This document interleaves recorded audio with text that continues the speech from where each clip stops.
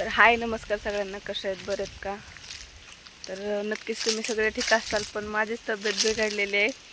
आवाज पण चेंज होतो आहे, कारण माझ्या मावस बहिणीचा साखरपुडा होता आणि तिकडे गेलो होतो आम्ही. काल 2 दिवस तिकडंच होतो, कारण मावस बहिणीच्या साखरपुड्याला गेले आणि तिथून 4 ते 5 वाजले असतील तिथं. मग तिथून पुढं माहेर माझं जवळच आहे आणि वडील पण आजारी होते, तर सगळे बोलले चल घरी चल घरी.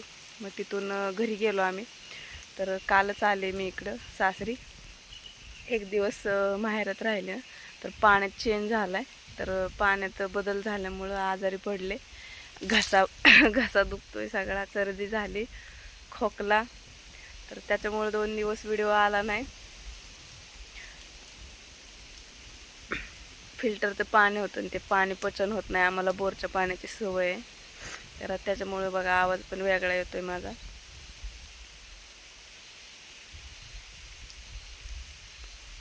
तर बघू शकता आमच्या इकडं आभाळ आलेलं आहे आणि पाऊस पण चालू आहे.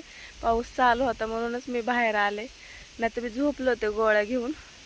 गोळ्या खाल्ल्या आणि झोपले. 3 वाजले, तर आता वाटते का 3 वाजल्यासारखं. एवढं ही आमची मका आहे.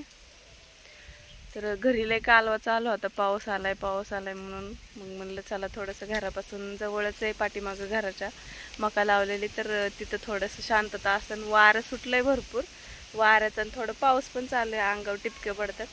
तर तिकडे जाऊन बनवूया म्हणलं व्हिडिओ, म्हणून मी घरापासून थोडीशी लांब आले.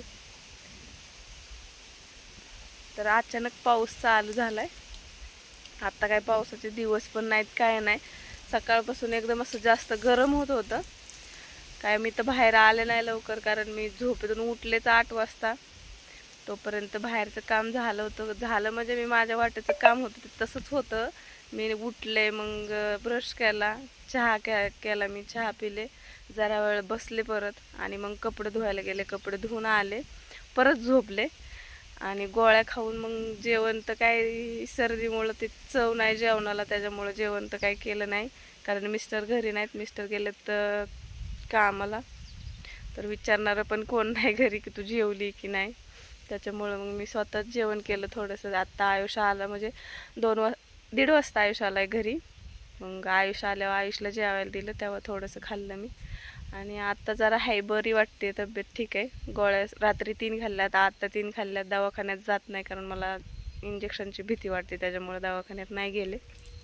तर आत्ता बरं आहे. तर बघा पाऊस आला होता, मी इकडं आले कीच बंद झालं, लगेच बंद झालं. पण आभाळ आहे, मी तुम्हाला बॅक कॅमेऱ्याने दाखवते. बघा आभाळ आहे, सगळं काळं काळं झालंय, सगळं आभाळ पूर्ण इकडं. पण आता किती पाऊस येईल काय सांगता नाही येणार, पण टिपकं टिपकं चालूच आहे पावसाचा बी. हे बघ कसलं झालंय. मी इकडं व्हिडिओ काढायला आले, ते बघा आमची म्हातारी, म्हणजेच माझ्या सासूची आई, माझी आजू सासूबाई मला बघायला आले. म्हणले कुठं गेली का काय. तर हा पाऊस चालू झालाय, गेली ती घरी.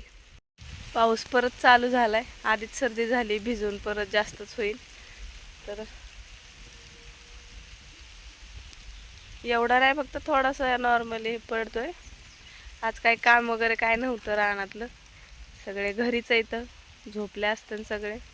तर अजिंक्य आला नाही शाळेतनं. 4 वाजता शाळा सुटते त्याची, तर 4 वाजता येईन. अजिंक्याचा पेपर होता रविवारी, त्याच्यामुळं अजिंक्यला नव्हतं नेलं मी. अजिंक्य इथंच होता, मी, आयुष आणि आयुषचे पप्पा, आम्ही 3 जणच गेलो होतो साखरपुड्याला. तर त्याचा पेपर असल्यामुळे तो रुसला होता, आल्या आल्या आम्हाला बोलला नाही. म्हणजे लगेच रिटर्न येणार होतं संध्याकाळी आणि आलो नाही. मग तसंच मी माझ्या माहेरी गेल्यामुळे 1 दिवस मुक्काम पडला. तर अजिंक्यला आवडलं नाही ते, तर मला बोलला नाही. आल्या आल्या तो रुसून बसला होता. तर कसं असतं, लहान पोरांना आईवडिलांसोबत फिरायला आवडतं, पण त्याचा पेपर असल्यामुळे मी त्याला नेलं नव्हतं. तर म्हणलं त्याला नेक्स्ट टाईम लग्नाच्या वेळेस तुला घेऊन जाईन. आणि मला तिथं व्हिडिओ काढायला नाही आलं, कारण किती धावपळ असते ना, काय तुम्हाला सांगायचं आहे. नवरीची साडी घाल, मेकअप कर, मोबाईल म्हणजे हातातच नाही आला माझ्या. जेवण आणि ते लय लय वैताग असं गोंधळून जाते माणूस नुसतं. त्याच्यामुळं मी तिथला व्हिडिओ काढलाच नाही, फक्त रील बसल्या बसल्या सोडली होती मी. आणि त्याच्यानंतर मग मी 2 दिवस तर तिकडं घरी गेल्यावर पण नाही मोबाईल हातात घेतला. आत्ता कुठं मी जरा नीट झाले म्हणून आत्ता मोबाईल हातात घेऊन मी ब्लॉग बनवला. म्हणलं ब्लॉग तरी बनवून सोडूया. तर आजच्या पुरतं एवढंच. भेटूया नेक्स्ट व्हिडिओमध्ये. तोपर्यंत बाय.